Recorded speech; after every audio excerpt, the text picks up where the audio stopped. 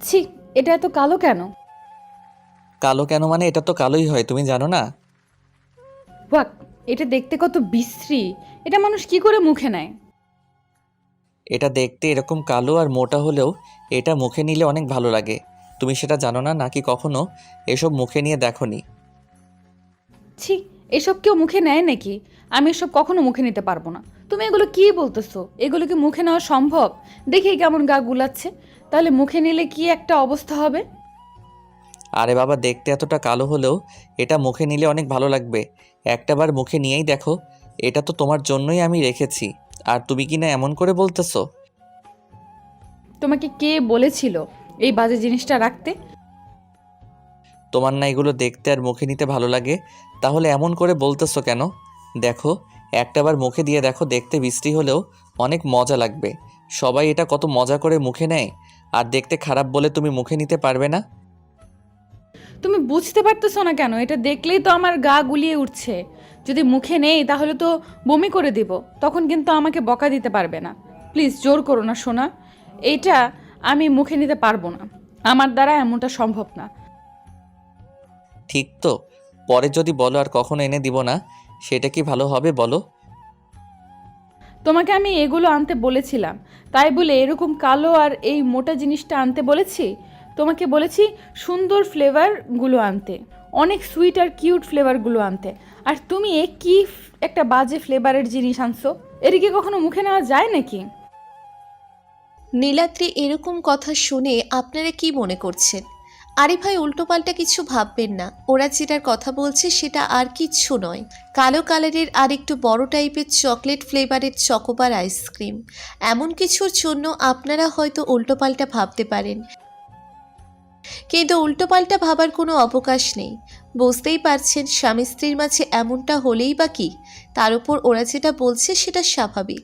আসলে নীলাদ্রি একদম আইসক্রিম পাগলি একটা মেয়ে। নীলাদ্রি এত বেশি আইসক্রিম খেতে ভালোবাসে, যার জন্য যে কোনো সময় আকাশের কাছে আবদার করে বসে। আকাশ অফিস থেকে প্রতিদিন ফেরার সময় বলে, কখনো মাঝরাতে ঘুম ভেঙে গেলে বলে। আর আকাশ বাসাতে থাকলে তো কথাই নেই। নীলাদ্রির জন্য আকাশ সব সময় বাসায় আইসক্রিম এনে রাখে। আর ওদের দুজনের মাঝে এই আইসক্রিম নিয়ে একটা কাহিনী আছে। আর আইসক্রিমের কারণেই দুজনের প্রথম দেখা হয়েছিল। তারপর ঝগড়া থেকে ওদের ভালোবাসা, আর তারপর ভালোবাসা থেকে একটা সময় ওরা কাছে এসেছিল। আর দুই পরিবারের সম্মতিতে এখন বিয়েটা হয়েছে। আপনারা তো ভাবতেই পারেন আইসক্রিম নিয়ে কিভাবে রিলেশন হতে পারে, তাই না? তাহলে শুনুন। আকাশ একদিন খুব তাড়াহুড়োই ছিল, কারণ সেদিন আড্ডায় বন্ধুদের সাথে বাজিতে হেরে ওদের আইসক্রিম খাওয়াবে বলে আইসক্রিম পার্লারের দিকে যাচ্ছিল। আকাশ আইসক্রিম পার্লারের ভেতরে যাচ্ছিল, ঠিক তখনই পার্লার থেকে একটা মেয়ে বের হয়েছিল। আর তাড়াহুড়ো থাকার কারণে তখন হুটহাট করে আকাশের মেয়েটার সাথে ধাক্কা লাগে। সাথে সাথে মেয়েটার হাতে যতগুলো কোন আইসক্রিম ছিল সেগুলো পড়ে যায়। সাথে সাথে মেয়েটা মুখ বাঁকিয়ে কান্না করে দেয়। আকাশ তখন বলতে শুরু করে, সরি সরি, আমি দেখতে পাইনি। আসলে আমি একটু তাড়াতে ছিলাম, বুঝতে পারিনি যে আপনার সাথে ধাক্কা লেগে যাবে। পচা ছেলে, বাজে ছেলে একটা। আমার সব আইসক্রিমগুলো ফেলে দিয়ে এখন সরি বলা হচ্ছে? আমি তোমাকে ধাক্কা মেরে ফেলে দিই, তারপরে সরি বলে দিই, তাহলে ঠিক হবে? হ্যাঁ। আরে বাবা, আপনি এত রাগ দেখাচ্ছেন কেন? আইসক্রিম পড়ে গেছে তাতে কি হয়েছে? আবার আইসক্রিম নেওয়া যাবে। আর আমি তো একটু তাড়াহুড়োই ছিলাম। আচ্ছা, আপনার যতগুলো আইসক্রিম নষ্ট হয়ে গেছে আমি ততগুলোই আপনাকে নিয়ে দিয়ে দিব। হ্যাঁ, তা তো দিবেই। বড়লোকের ছেলে আসছে টাকা দেখাতে। তোমাকে বলছি আমার আইসক্রিম এনে দাও, আর তুমি এত তাড়াহুড়ো দেখাচ্ছ কেন?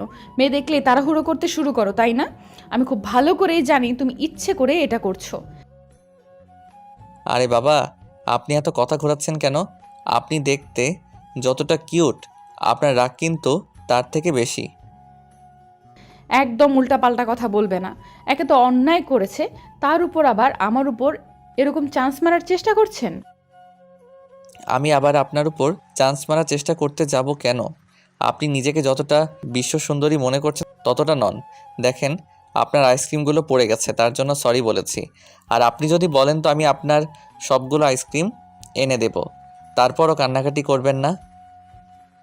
টাকার গরম দেখাচ্ছ? এরকম টাকা আমি রাস্তাঘাটে ছুঁড়ে ফেলে দেই। দেখো, তোমাকে এসব করতে হবে না।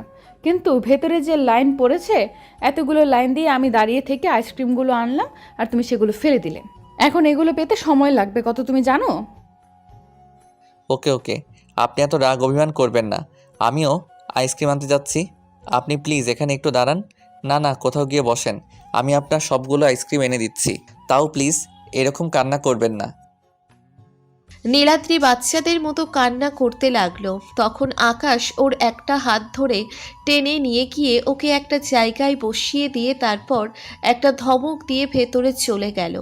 তো আধা ঘন্টা লেট করে তারপর বের হতেই নীলাদ্রি খেয়াল করলো আকাশের অবস্থা কাহিল, কারণ ও অনেকগুলো আইসক্রিম নিয়ে বের হয়েছে, যেটা দেখে নীলাদ্রির খুব হাসি পাচ্ছিল।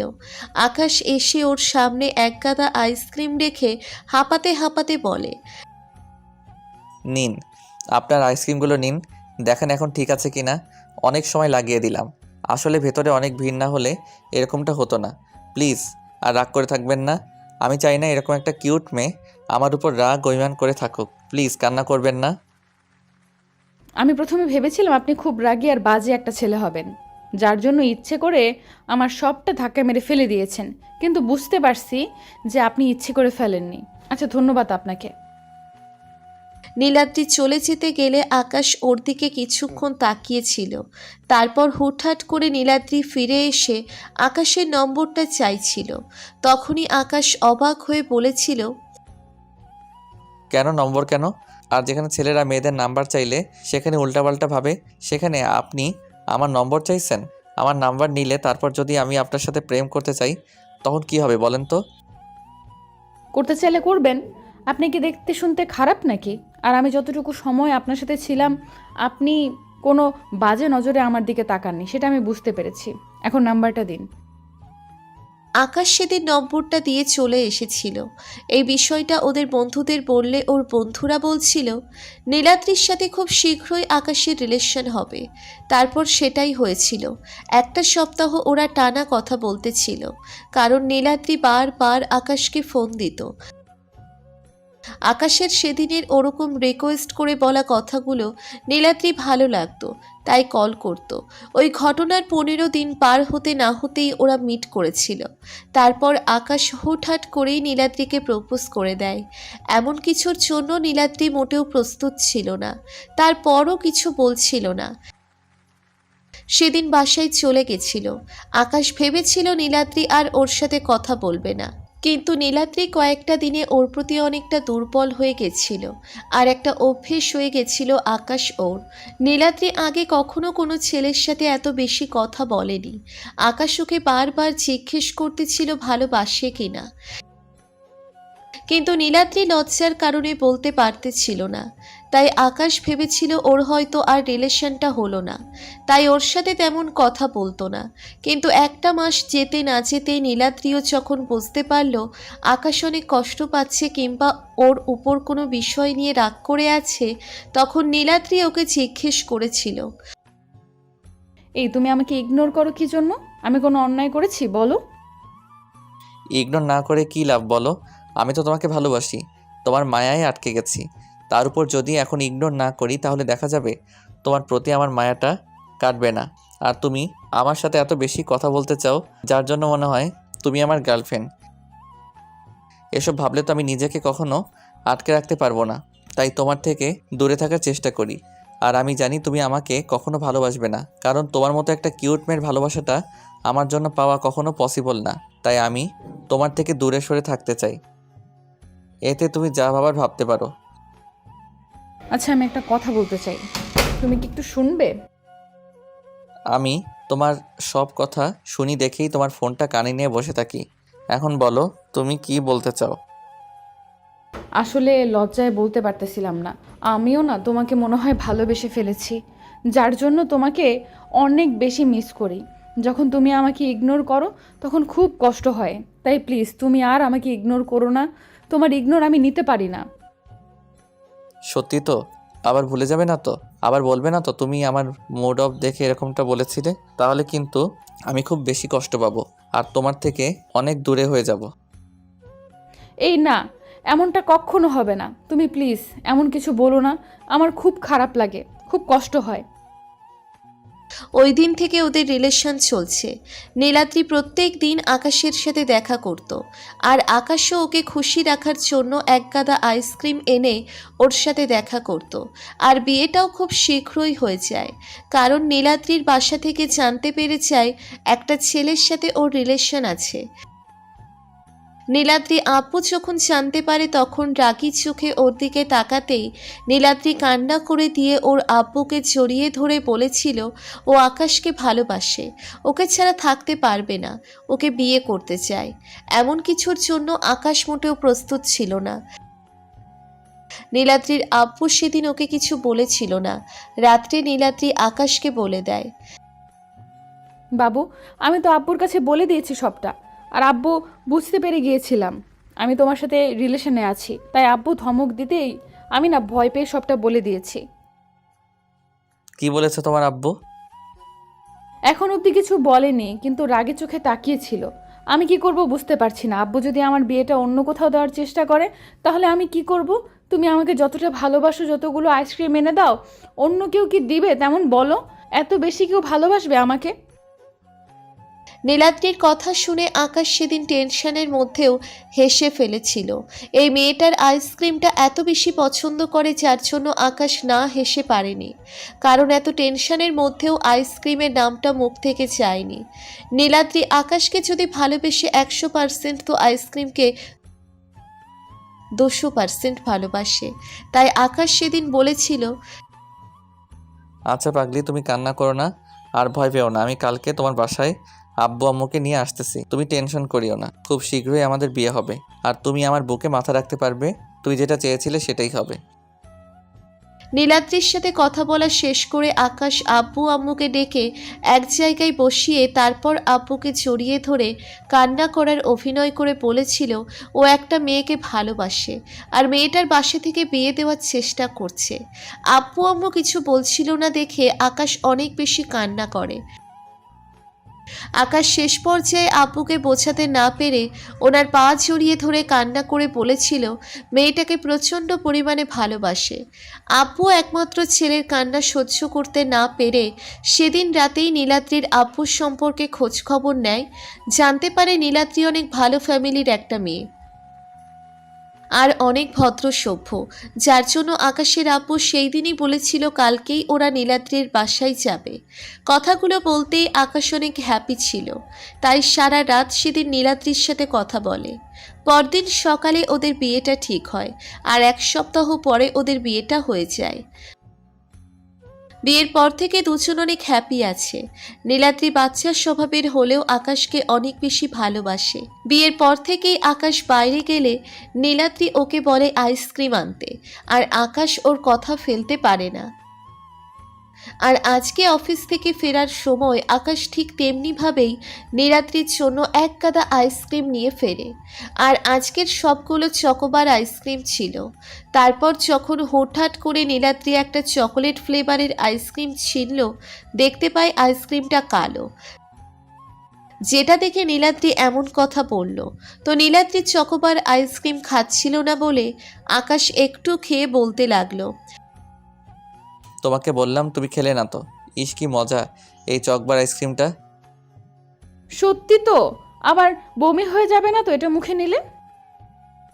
আচ্ছা তোমার খেতে হবে না, আমি পুরোটা শেষ করি, তারপর পরে আফসোস করবে না, বলবে না যে আমি তোমাকে এই আইসক্রিমটা দেইনি। আচ্ছা দাও, আমি একটু খেয়ে দেখি। আকাশ আইসক্রিমটা এগিয়ে দিতেই নীলাদ্রি একবার মুখে নিল আর চোখ মুখ কেমন বন্ধ করে নিল। ওর এত বেশি ভালো লাগলো যার জন্য নীলাদ্রি 2 মিনিটে আইসক্রিমটা শেষ করে ফেলল। তারপর আকাশ ওর মুখের দিকে হাসি মুচকি মুচকি হাসতে লাগলো। নীলাদ্রি চোখ জোড়া খুলে দেখলো আকাশ হাসছে, তখনও বলতে লাগলো, কি হলো, তুমি এমন করে হাসতেছো কেন? তোমার মুখের অবস্থা দেখে। তোর মুখটা এত কিউট লাগতেছে দেখতে, যেটা বলে বোঝাতে পারবো না পাগলি বউ। কি হয়েছে আমার মুখে? পুরো মুখে আইসক্রিম দিয়ে লেপ্টে আছে, দেখতে একদম বাচ্চাদের মতো লাগছে। আমি বুঝতেই পারি না যে কিনা 2 দিন পরে বাচ্চার আম্মু হবে, তার মুখের কিনা এই অবস্থা। এই ফাজিল পোলা, একদম এমন করে বলবে না। তুমি জানো না এসব বললে আমার লজ্জা লাগে, এরপরও এমন করে বলো কেন? ওকে বাবা, বলবো না। এখন তাকাও আমার দিকে। আমার না খুব বেশি আইসক্রিম খেতে ইচ্ছে করছে। খেতে ইচ্ছে করছে তো খাও, আমি কি বারণ করেছি নাকি? কিন্তু এইগুলো না, তোমার ওই ঠোঁটে লেগে থাকা আইসক্রিমটা খেতে ইচ্ছে করছে। ওইটা খেতে বেশি মজা লাগবে, তাই আমি চাই ওই ঠোঁটের আইসক্রিমটা খেতে। ইস, ফাজিল পোলার ঢং দেখো। একদম এরকম লুচুগিরি করবে না, আমি তোমাকে ভালো করেই চিনি। একদম এসব উল্টোপাল্টা কথা বলবে না। তুমি সব সময় দুষ্টুমি করতে শুরু করো। এখন যদি তোমাকে আমার ঠোঁটের আইসক্রিমগুলো খেতে দেই, তাহলে কিস করতে শুরু করবে তুমি।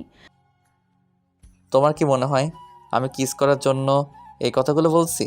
না, শুধু তোমার আইসক্রিমগুলো খাওয়ার জন্য। তাহলে ভুল ধারণা। আমি তো কিস করতে চাইছি, তাহলে তুমি কেন দিবে না জান? আচ্ছা ঠিক আছে, খাও, তারপরও রাগ দেখিও না প্লিজ। কথাগুলো বলেই নীলাদ্রি চোখজোড়া বন্ধ করে নিল। নীলাদ্রি জানে ওকে এখন লজ্জায় ফেলার জন্য ওর আকাশ ড্যাব ড্যাব করে তাকিয়ে থাকবে। নীলাদ্রির আইসক্রিম মাখা লোভ থাকবে ঠোঁটজোড়া দেখে আকাশ লোভ সামলাতে পারল না। ওর ঠোঁট আশপাশ থেকে চকলেট আইসক্রিমটা চেটে খেতে লাগলো। তারপর একটা সময় দেখলো পাগলিটার ঠোঁটছোড়া কাঁপছিল, তাই আকাশ আর দেরি না করে ওর ঠোঁটছোড়া দখলে নিয়ে নিল। নীলাদ্রিও আকাশের কলারটা আঁকড়ে ধরে রেসপন্স করতে লাগলো। তো ভালো থাক ভালোবাসা। আমাদের ভিডিওটি কেমন লেগেছে তা কমেন্ট করে জানাতে ভুলবেন না।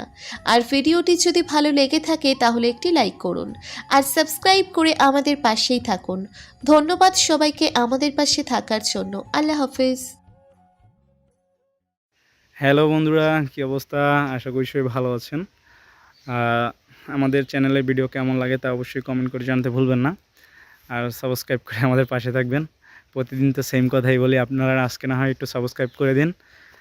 আপনারা যারা ভিডিও দেখেন 80% মানুষই আপনারা সাবস্ক্রাইব না করে দেখেন। ভাই একটু কষ্ট করে আঙুলটা দিয়ে সাবস্ক্রাইব করুন আর ভিডিওগুলো শেয়ার করুন। ধন্যবাদ আমাদের পাশে থাকার জন্য। অনেক কষ্ট হয় একটা ভিডিও বানাতে।